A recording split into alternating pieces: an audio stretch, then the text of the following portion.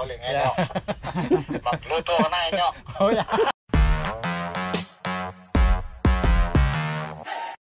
Okay, good morning po. Hello tayo kay Saldi dito sa kay Marimar. Ang laking ginahawa ng makina nung mapalitan namin yung pulya. Minor lang, malakas na yung buga. Tapos tipid pa tayo sa diesel. Maganda yung tubo nung grafted natin.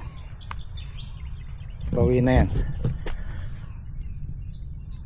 Kalat na yung ugat niya, nakakapit na yung ugat niya sa lupa. Kaya lang meron ako nakikitang mahina. Meron naman tayong panghulip doon, 3 tray pa yon. Siguro yung nakikita ko nasa 3 piraso dito sa amin. Tapos kay Saldi halagay na natin 10 piraso. Tapos yung matitira isisingit na namin dito. Sayang yun. Ito yung sinasabi kong wala tayong tigil itong taon na to. Kasi nga may goal tayo na 1 million. Nakumita ng 1 million sa ampalaya. Kasi yung ampalaya natin doon, pagpalaos yun, mag-uumpisa na tayo maghalaw dito. Ito pag nasa kalahatian na or sabihin na nating mag-iisang buwan, gagayak natin yung dream farm. So tuloy-tuloy hanggat makuha natin yung goal. Tuloy lang. Baka sakali ito kasi marami tayong maitatanim ngayong taon na to. Hindi lang ang palay itatanim namin doon, dahil 3 hektare yung tatam na natin doon. Pwede na tong namin kalabasa, magulang na to.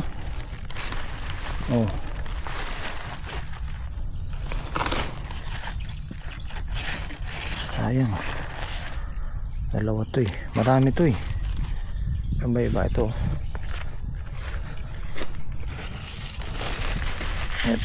Pwede na rin to.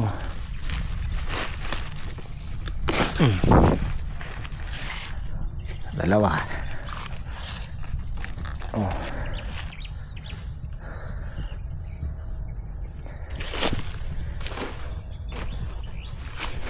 Ito pwede pa to, lalaki pa to.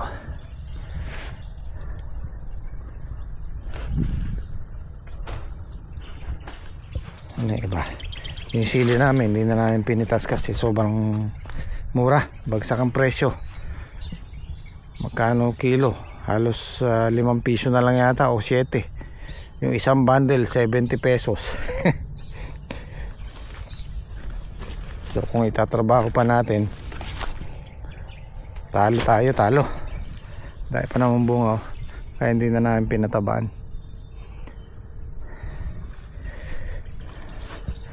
Ito pa magulang na rin to.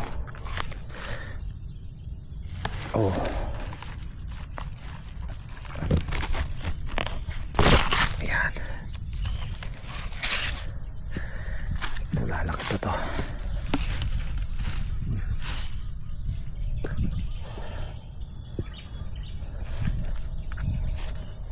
Pa iba pang ulam. Ay, ito pa, laki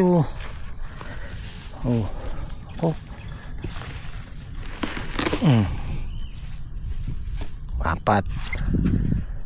Diba?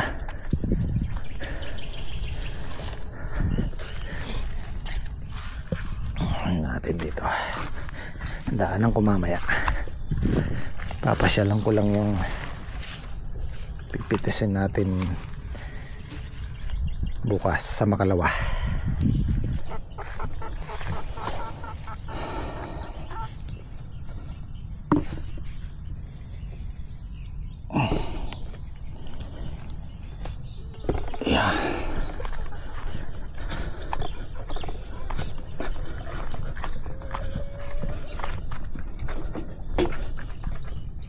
Magkuwi kayong kalabasa.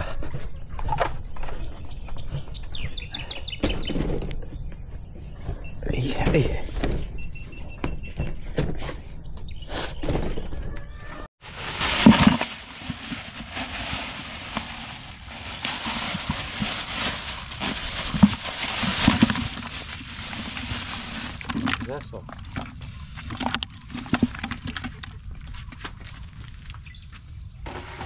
Good morning po. Ay po ay nangahoy muna.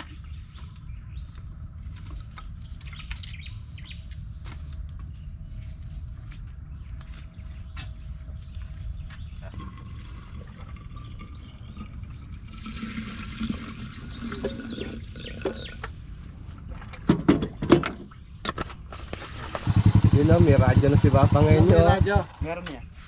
Asa atin na nga. Na-charge mo? Pagyala na charge siya, hindi ko na charge agad. Ha?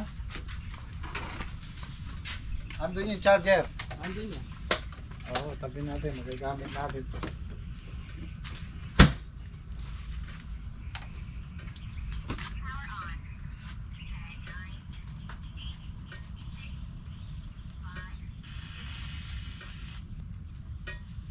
Ya. Sige mga kayo na. Testing mo yung pare. Subok. Tignan nyo kaya ni pare, pindutin mo pare dito. Pag nagsasalita niya. Pag nagsasalita ka. Ya. Ano yan? Pero ba itong... Alaya. Nakahina ya. Sige. Laway nyo. Asa nga kayo nyo? Alaya. Ala pare oh. Lawa nyo, asa ka na, inyo. Ayun. Calling, inyo. Magluto ka na, inyo. Pwede. Paglusong natin, bukas yan, maghapon, papatayin lang natin yan pag uwi. Para ano. Pag pare kunyari tatawag ka, pindutin mo to. Pag magsasalita ka, Ito pindutin mo to. Pag umilaw, diyan. magsasalita ka. Tapos bitaw mo para makapagsalita din yung kabila. Bap.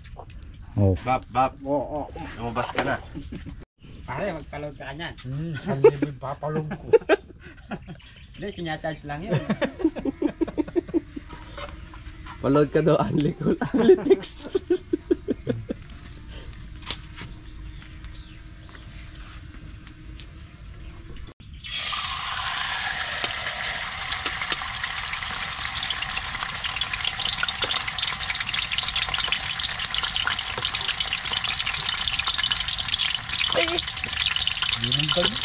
Nakapalong na ata tayo.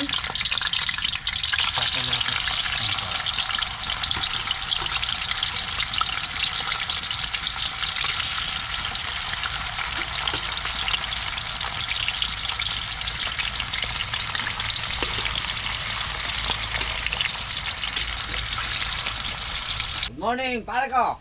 Good morning. Pare, kamusta ba yung paaramdam mo? Ayos na pare, kahapon mag-aapon yung aming ulo, sakit. Tapos sumasabay pa yung wiki. Yun pare, nakapagpapasaan dyan. Alahanan nga raw na Rosana. Yan po yung tinatawag naming halaw. Kukunin lang yung mga bungang puno. Pero kung may good, pwede namang isabay sa buyer kahit 2 bundle, 3.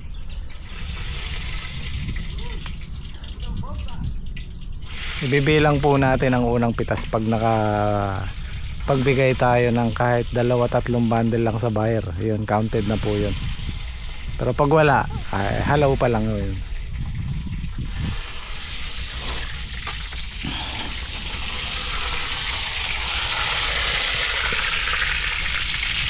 Ilang kinuha mong ito nyo? Basta lahat yan. Ilang piraso yun?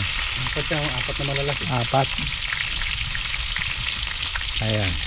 Hindi na naman matutuloy yung yung mag-i-stable. Hindi natin lahat puto yun. Hindi natin yung isa. Kaya dito yung dalawa. Sarap sana ninyo, buro no? May alubay-bay ko. Alubay-bay oh. Igisok. Ayos. Ulam nating almasal.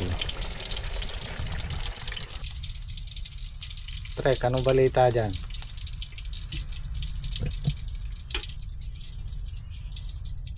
Madalang pa ya. Pinaprank mo na naman ako eh. Apat pa lang na pitas ko eh. Di ba makakalima? Kaya ya, baka sa susunod. Okay. Tapos ginisang bagoong alamang isda. Lubaybay. Yan o.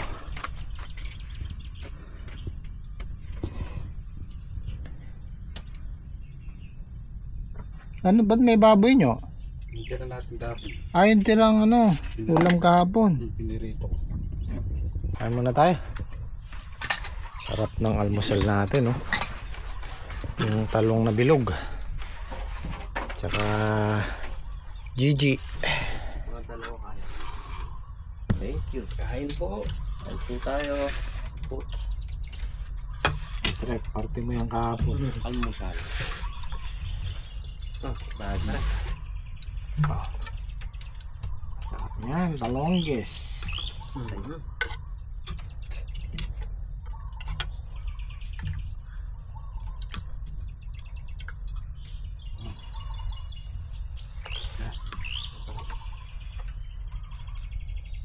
Wala tayong ano sila.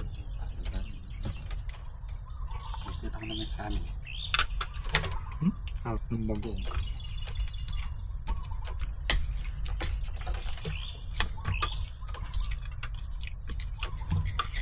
Baboy pa rin. Yan. Pirito ba?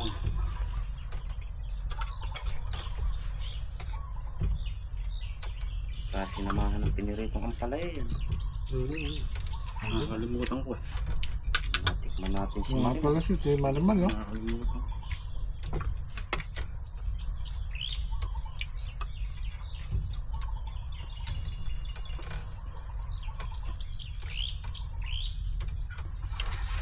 Puro sama natin, tikman natin.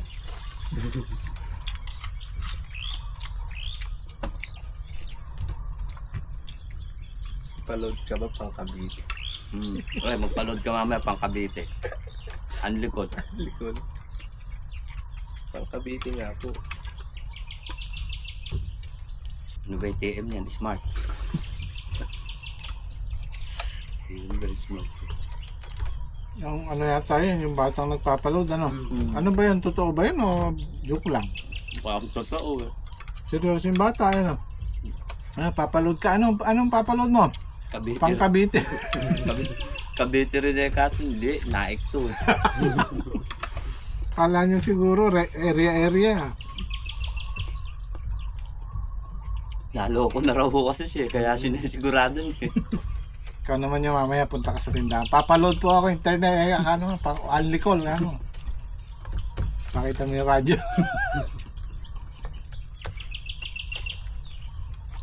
Pang bagol sikat ka sa San Vicente.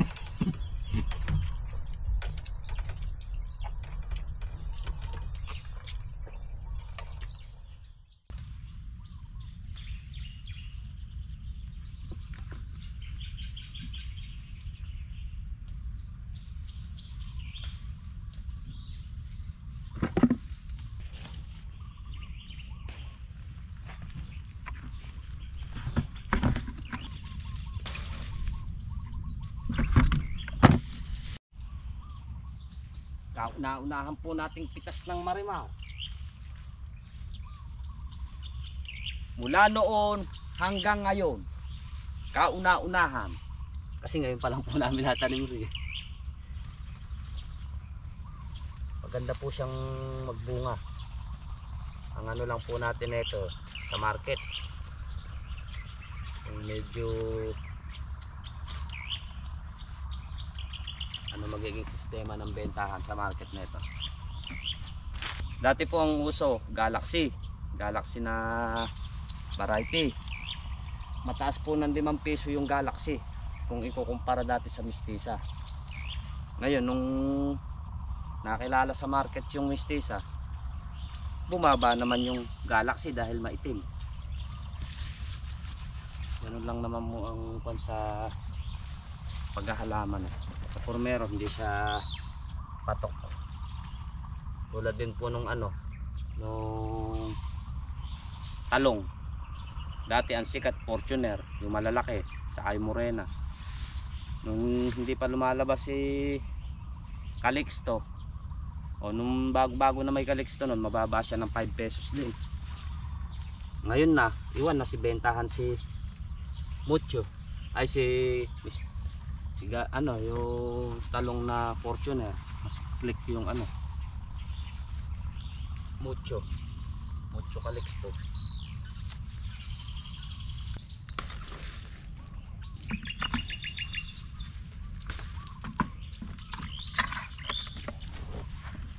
Balita, ba nakaisang timbakan na pare ah. Timbakan naman pare, 2 tubig. Oo. Ako din pare, napuno kanina yung dito ko. Ayun, sabi namin. Yung paring sumayad sa tubig na bulok. Eh, ako kinukuha ko na pare yung medyo alang-alang. Oo. Nilalaglag ko na lang yung ano. Lumambot pare, di na pwede. Wala naman paring sasabitay ito. Pare, naiwan ko yata yun. Bumabalik lang. Yung Hindi ko pare, napansin yung... maliit pa. Ay, pare, maliit pa yata.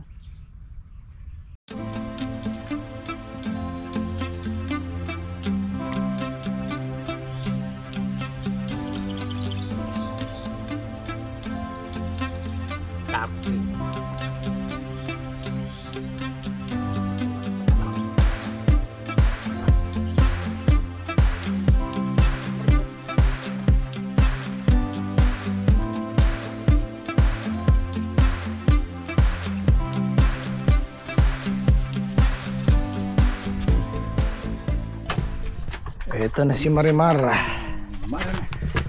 Ayan o.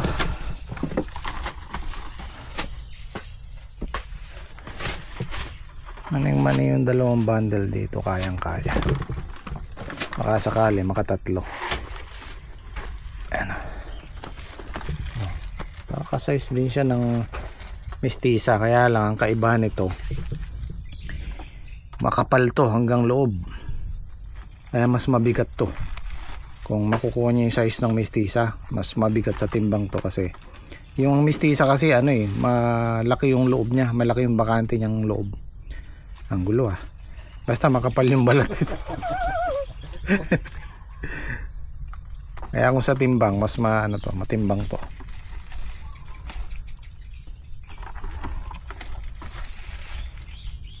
Agan mo lang. Aba, nakatatlo nga. Oh. Kulang. Isa. Tatlong 30 kilos, Italia, unang halaw, unang pitas. Yan, pitas na po yan kasi good yan eh. Okay. Pangalawang alaw, 300. 30 lang.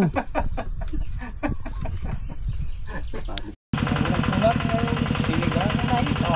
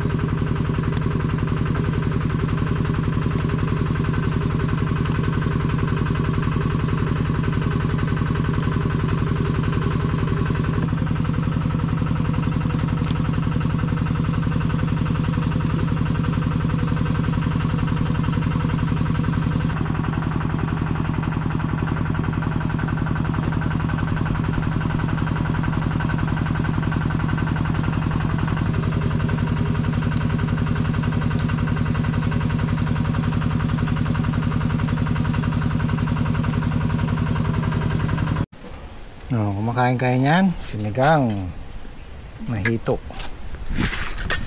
May mga nagtatanong nga po pala, ba't nawawala si Saldi pag tanghali? Nagbibiyahe po ng gulay, natin niya yung gulay. Kakain na lang pagbalik. Kapal para siya. May 10 puno.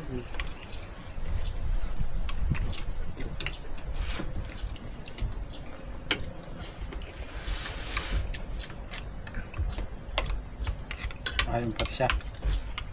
Okay na ako.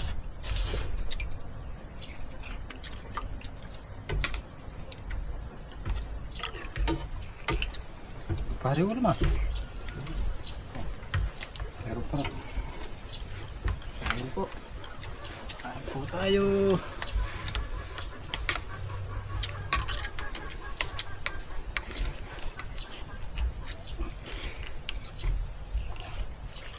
Akan ba ito?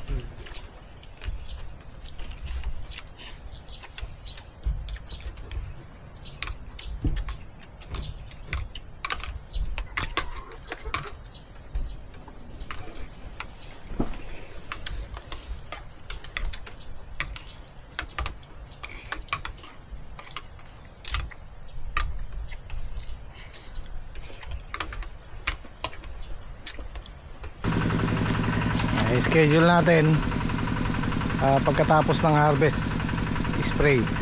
So pagitan tayo ng 3 araw, every 4 days ang spray. So kung may umaatake, posibleng mas madalas ng konti. Sa ngayon okay naman sila. Ito yung panlaban namin ngayon sa mga putakte, mga manunusok. Papausok lang tayo ng konti para mataboy sila. Yan, effective po yan sa ampalaya. Kukuha lang tayo ng damong ganito, yung sariwa, tapos susunugin natin sa ilalim para mausok. Mas mabisa yan kaysa sa gamot.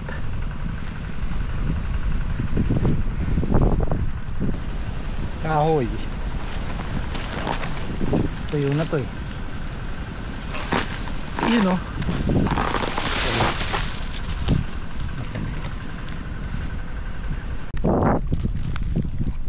Ayan, tuyo na naman yung lupa oh. Bukas baka sakaling hindi. Bali dalawang ano na yung nakausap namin, dalawang mag-i-stable. Bukas malalaman natin kung matutuloy na. Yun tuyo yung lupa eh. So palagay ko kaya naman ng malaking tractor to. Bali mag-start tayo dito pagka medyo malalaki na yung grafted natin doon.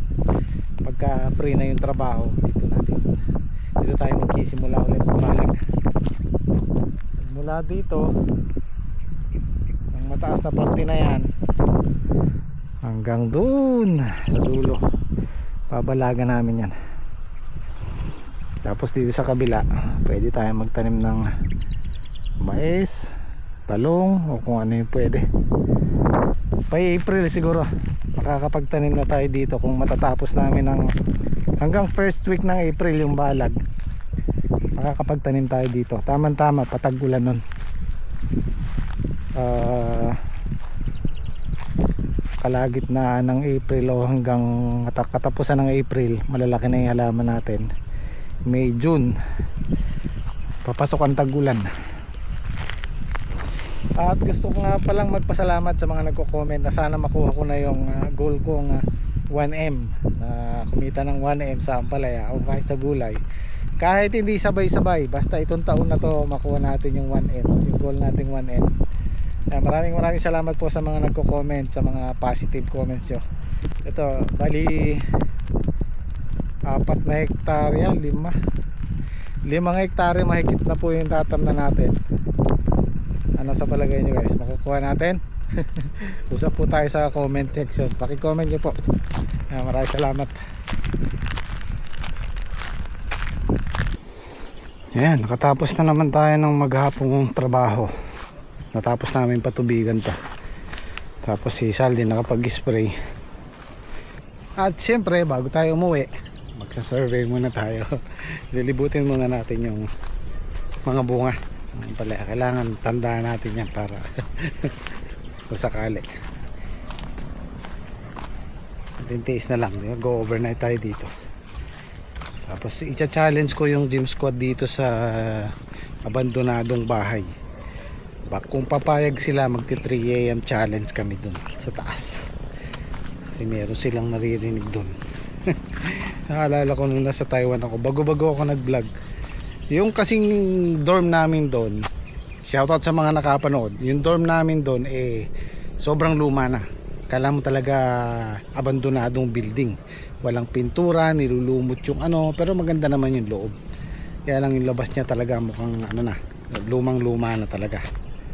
Ano kaya kumain ito? Ibon? Kung hindi ako nagkakamali, 2019 yun, bago ako umuwi ng Pilipinas. Or patapos na yung 2018. Ang upload ko nun once a week lang dahil pag day off lang. Alam niyo naman sa abroad, puro trabaho. Naisipan ko mag 3 AM challenge. Nag-alarm ako ng 3 to 2:30, tapos nag-vlog ako ng gabi. Madaling araw, alas 3. Saktong alas 3, umakyat ako sa dorm namin. Kasi hanggang 5th floor yun eh. Nasa first floor kami. Makita ko sa taas. Tapos nung ine-edit ko na yung video, nakita ko yung Huggies White Lady sa likuran ko. Kaya kung mapapanood nyo yun, sa likuran ko yung White Lady na nasa hagdan.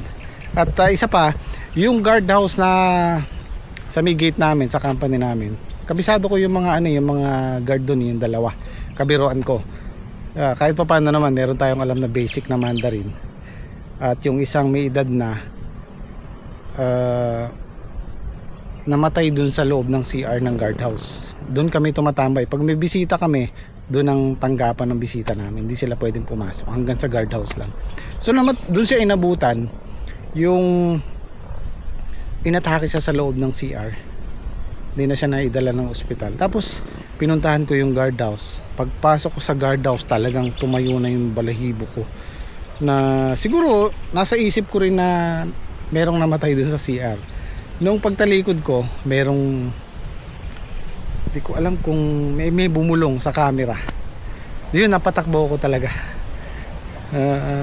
Ano lang, kinilabutan ako, pero nakakatakot din. Siguro yung thoughts na alam mong merong namatay na tao doon, yun ang tumitrigger sa utak mo, kaya ka natatakot. Pero so far sa edad ko na to, meron ako nararamdaman pero wala pa ako nakita. So tingnan natin kung papayag ang Gym Squad na mag 3 AM challenge kami doon. Pag nag-overnight kami dito, papasyalan namin yung bahay. Katuwaan lang guys. Ha? Pag mag-overnight na tayo dito, kasama kaya si Gian. Doon po tayo sa kabila. Oo. Yung may bumalibag kay paring Reggie rin. Ayan, kinukwento ni Saldi, may bumalibag daw sa kanya kanina. Nagpapatubig siya sa mag-isa dito. Yung tatlo nagpapatubig doon. Nagsisiga. Ako nag-spray ako ng dalawa. Tapos na po kami nag-i-spray. Dalawa kayo? Oo. Kaya nahinto nga ako, tinignan ko, baka mamaya ako binibiro ako na Ere. Oo. Bay, nandun na masakit na. Ere naman dalawa na Ere. Nagpapatubig si paring Patrick, si paring ngayon. Nag-ano rito na. Galing sa taas yung bunga. Galing mo sa taas. Wala pa naman bunga sa taas yan. Bunga sa taas. Ala naman din tayo initsang papagano na mga nasira. Ang hinagis pa sa'yo yung sira. Ang sira. Bulok po ang palay. Okay. Sige. Mag-ano tayo dyan. Katuwaan lang guys. Hindi, natutuwa na. Marami daw ibibigay po. Oo. Ang basol kasi nag-spray ng power spray Lalakas eh. Mas nabulabog ko eh.